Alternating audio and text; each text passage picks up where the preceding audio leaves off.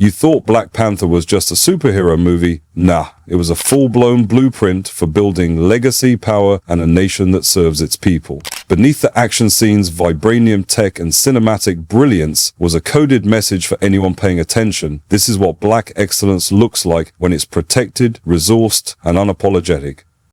Wakanda isn't just a fantasy, it's an allegory, a vision of what's possible when we stop waiting to be saved and start building what's ours. From T'Challa's internal struggle with inherited leadership, to Killmonger's revolutionary pain, to Shuri's innovation and Queen Ramonda's wisdom, Black Panther was a mirror. It showed us the war between tradition and change, pain and healing, isolation and outreach. And most of us missed it. In this breakdown, we're going beyond the capes and kings. We'll decode Wakanda's structure, T'Challa's leadership arc, Killmonger's radical challenge, and how all of this maps onto the real-world Black experience from Marcus Garvey to Tyler Perry. If you've ever wondered what a Black economic kingdom looks like, this is it. Welcome to Black Wealth Uncut. Let's break it down. Let's start with the real star of Black Panther, Wakanda itself. At first glance, it's a fictional African nation, but if you look deeper, Wakanda is a metaphor for Black potential untouched by colonization. It's a vision of what the African diaspora could look like if we weren't constantly under siege, culturally, economically, and politically. It's Black excellence protected. And at the heart of Wakanda's power is vibranium, the rarest, most valuable resource on Earth. But here's the real twist. Vibranium isn't just metal. It's a metaphor for Black genius, creativity, culture, and innovation. Our vibranium is jazz, hip-hop, soul food, fashion, tech, sports, and resilience. And just like in the movie, the world wants access to it without paying the real cost. The brilliance of Wakanda lies in its choice. They didn't sell out their resources. They kept vibranium secret. They didn't ask for permission. They didn't open their borders. They built in silence. They protected their genius, and in doing so, they created a nation so advanced it made Western civilization look primitive. And that's where the first major lesson hits. Preservation is power. In real life, we've often been taught to open up, to assimilate, to share everything we create. But Wakanda flips the script. It asks, what if we stopped giving away our value before we knew its worth? What if we owned our culture, protected our innovation, and reinvested in our own communities before exporting it to the world? Some people criticize Wakanda for hiding, but it wasn't fear, it was strategy. In a world that has consistently exploited African land, labor, and legacy, isolation wasn't ignorance, it was preservation. It was how Wakanda stayed sovereign while the rest of the continent was carved up for someone else's benefit. Think about that in your own life. How often have you been pressured to share your ideas, your skills, your labor before you've built your own foundation? Wakanda says, build first, control the supply, then decide who gets access. And this lesson is especially urgent for Black entrepreneurs, artists, and builders. Don't just create, own. Don't just build, protect. Whether it's tech, art, land, or intellectual property, the path to generational wealth begins with ownership and control. Wakanda didn't wait for validation. They knew what they had, and they invested in it in secret for generations. And the result? A kingdom untouched by slavery, colonialism, or cultural erasure. A place where Black brilliance had space to breathe and evolve. But that's not fiction, that's the blueprint.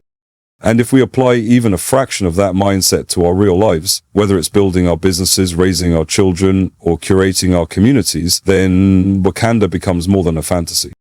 It becomes a mirror.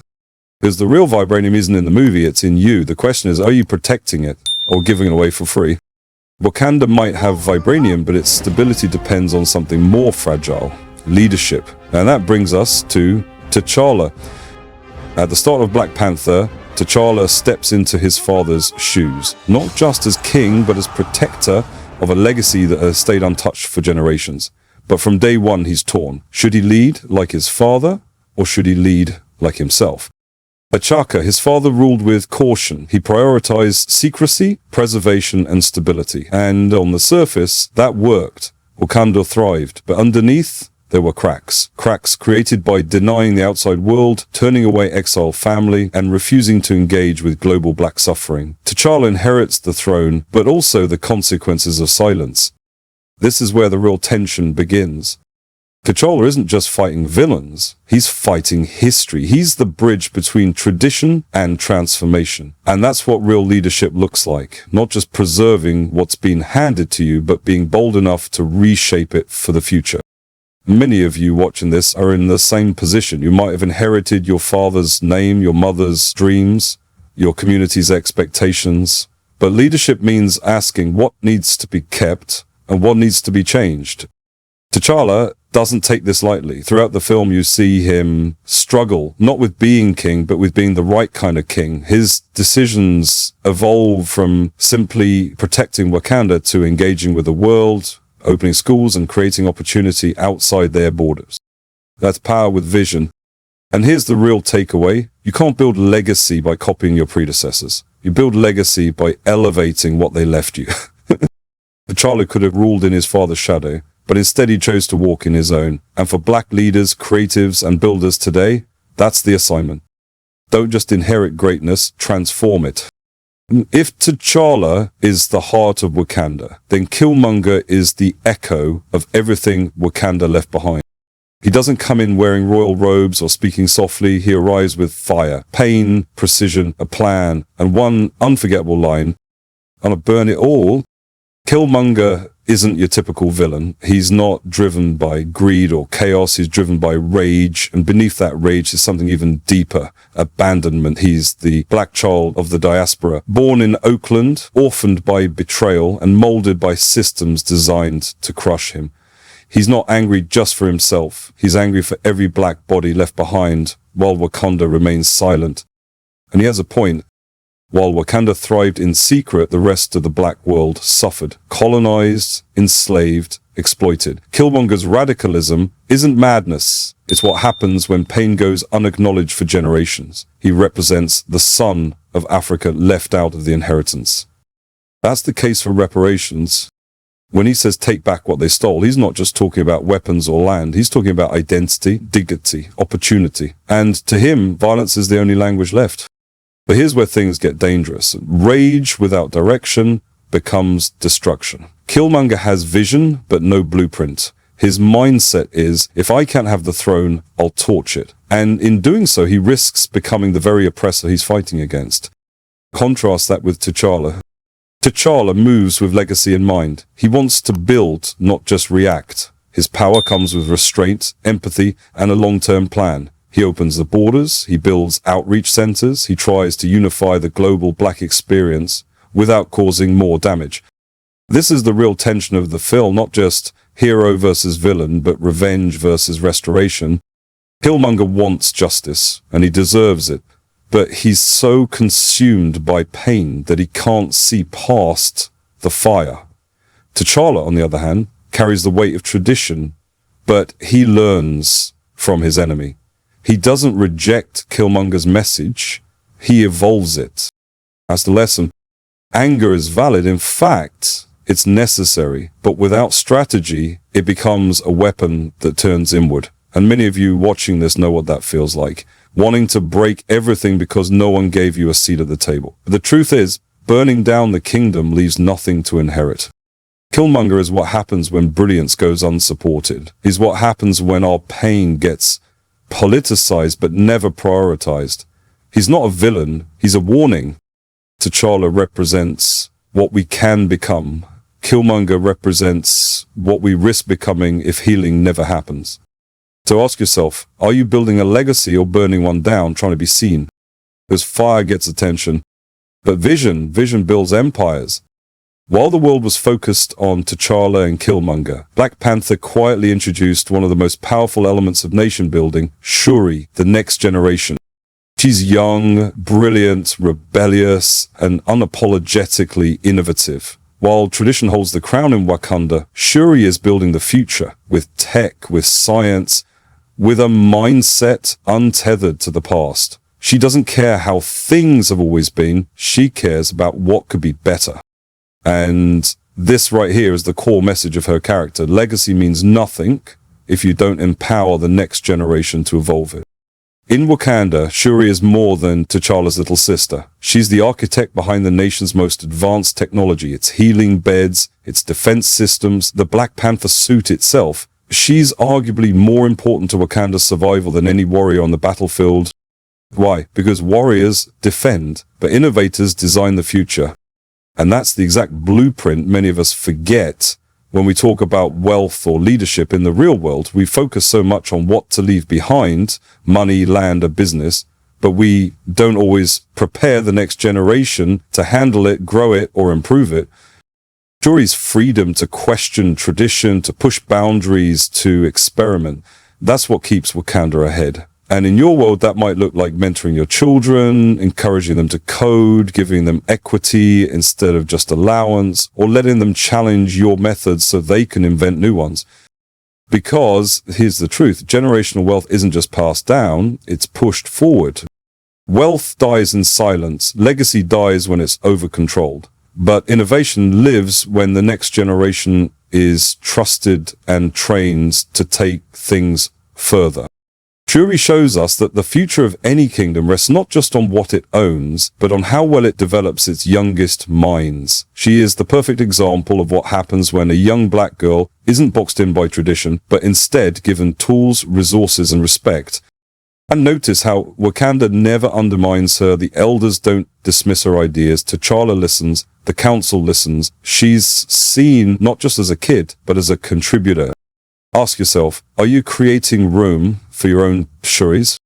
Are you letting the next generation help you innovate, challenge the norm, and elevate your blueprint? Because you don't build a legacy to preserve it, you build it to be surpassed. Shuri doesn't protect Wakanda by holding on to the past, she protects it by designing the future. And every family, business, or movement that wants to last more than one generation needs a Shuri not just in their labs, but at their decision tables. Because when the old guard empowers the new guard, that's when a kingdom becomes a dynasty. Wakanda isn't just powerful because of its king, it's powerful because of the women who stand beside, behind, and beyond him. In a world where women are often reduced to background roles in stories of power, Black Panther flipped the script. The women of Wakanda aren't accessories to the throne, they are the foundation of the kingdom itself. Let's break that down. Queen Ramonda, the wisdom keeper. Queen Ramonda is grace, resilience, and royal legacy personified. She doesn't speak often, but when she does, her words shape kings. Her role isn't to dominate, it's to anchor. She reminds T'Challa of who he is, where he comes from, and what he must stand for. In real life, she mirrors the wisdom of black mothers and grandmothers, women who hold families together even when everything else falls apart. She represents the power of emotional intelligence and generational wisdom. A kind of strength that doesn't need to shout, but without it, kingdoms collapse. Okoye, the unshakable protector. Okoye, General of the Dora Milaje, is not just a bodyguard, she is Wakanda's sword and shield. Fierce in battle, loyal to her fault, and guided by honor, Okoye shows what it means to protect something bigger than yourself. But her strength isn't just in combat, it's in her clarity. When her loyalty is tested between her king and her country, she chooses principle over personal ties. That's leadership. And it's a reminder that real protectors don't just defend, they stand for the soul of a nation. Nakia, the reformer. Then there's Nakia, T'Challa's love interest, yes, but also his ideological opposite. She's a spy, a diplomat, and a humanitarian. While Wakanda hides, she wants to reach out. She sees Wakanda's wealth and power as tools for global black liberation. Nakia is the first to challenge the status quo, the first to say we have more to offer than silence. Without her voice, T'Challa may never have chosen to open Wakanda to the world. In that way, Nakia represents the visionary woman, the one who urges change not for glory, but for justice. Together, these three women form the soul of Wakanda, past, present, and future, and they remind us that a kingdom can't survive on masculinity alone. It needs balance.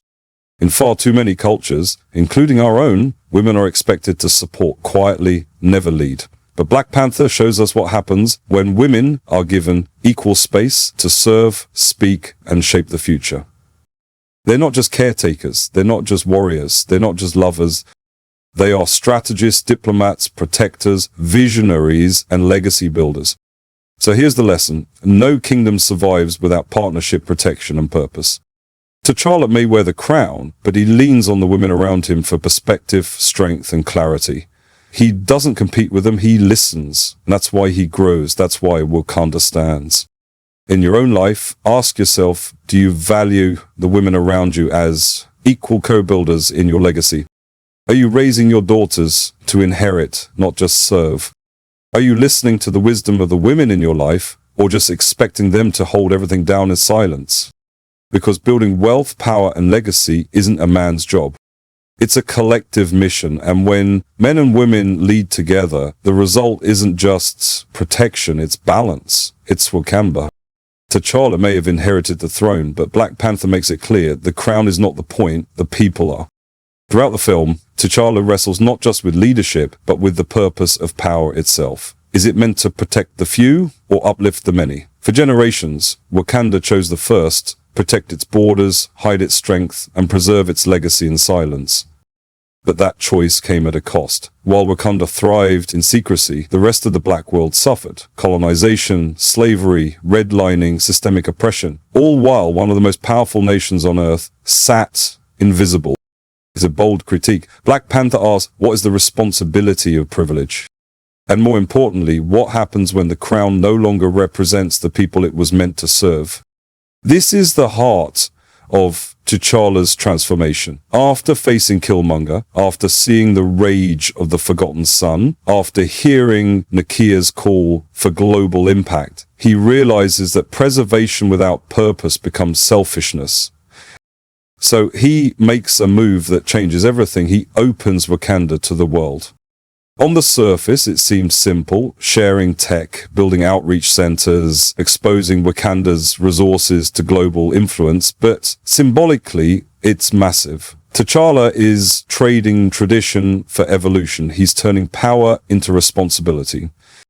And here's the kicker. He doesn't do it from a position of fear. He does it from strength. He doesn't offer charity. He offers partnership, because true leadership isn't about protecting the throne. It's about lifting the people who've never had one.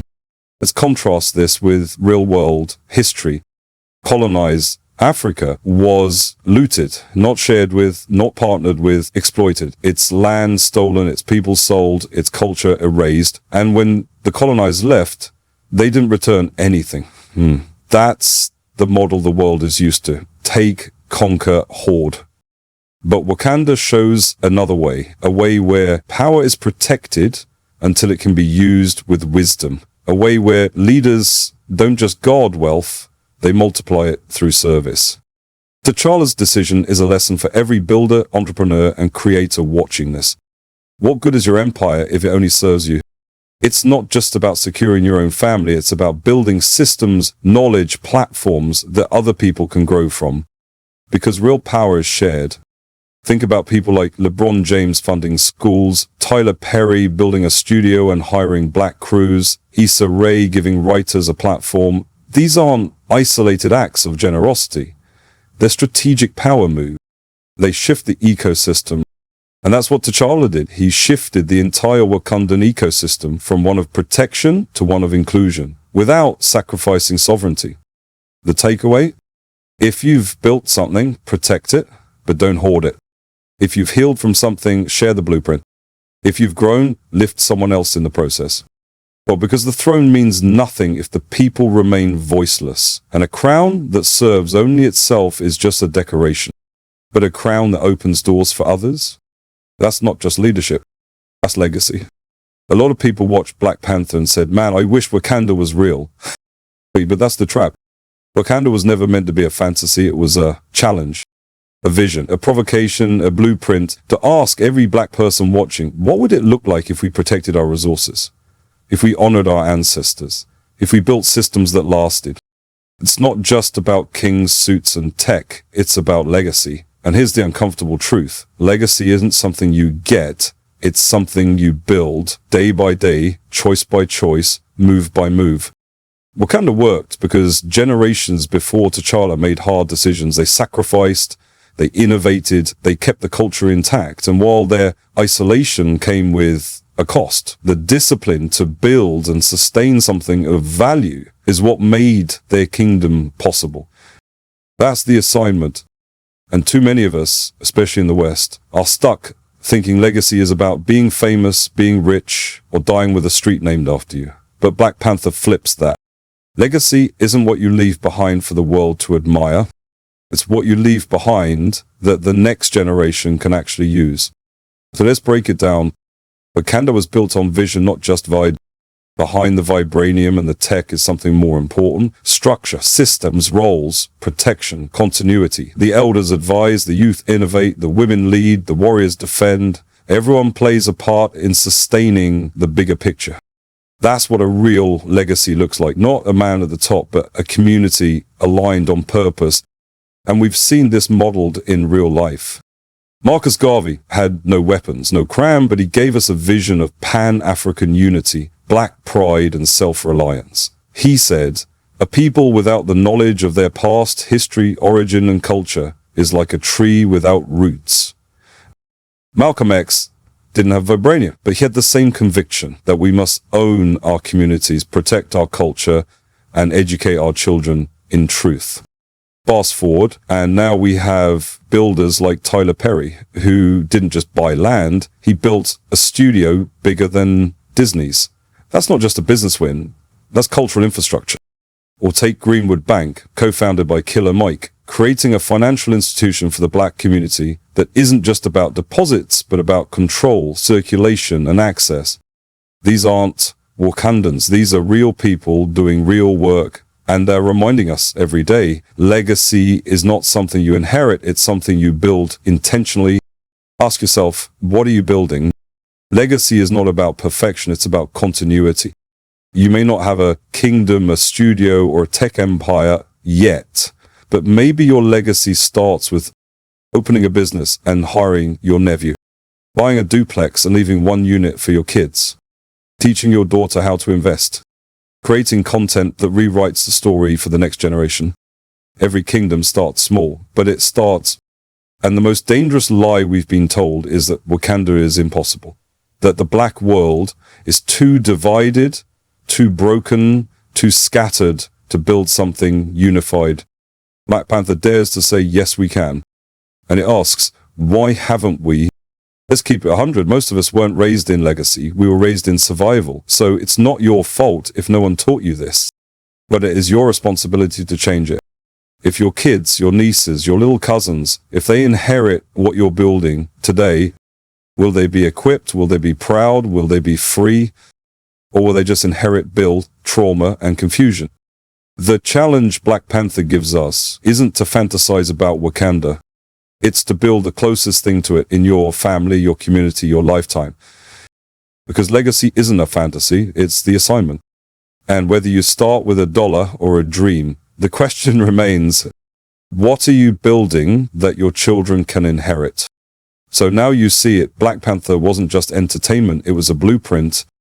Wakanda wasn't made to make you wish, it was made to make you work. It showed us the power of protecting our resources, empowering our youth, respecting our women, and transforming pain into purpose. It wasn't a fairy tale, it was a challenge, and it's one we can't afford to ignore. From T'Challa's evolution to Killmonger's rage, from Shuri's brilliance to Queen Ramonda's wisdom, every piece of Wakanda represents a lesson in building black wealth, culture, and legacy. This wasn't just about a throne, this was about what we do with power once we realize we have it. So here's the final punchline. They told us Wakanda was fictional, but building it is very real. Not with vibranium, but with vision. Not with superpowers, but with structure. You don't need a kingdom to start, you need a decision. Start that business, teach that kid, protect that culture. Build the version of Wakanda your family can live in. If this video hit home, drop your biggest takeaway in the comments. Hit that subscribe button for more decoded gems from black stories that teach real strategy. And most of all, don't just consume culture, create legacy. Because this isn't just content, this is Black Wealth Uncut. And the next empire starts with you.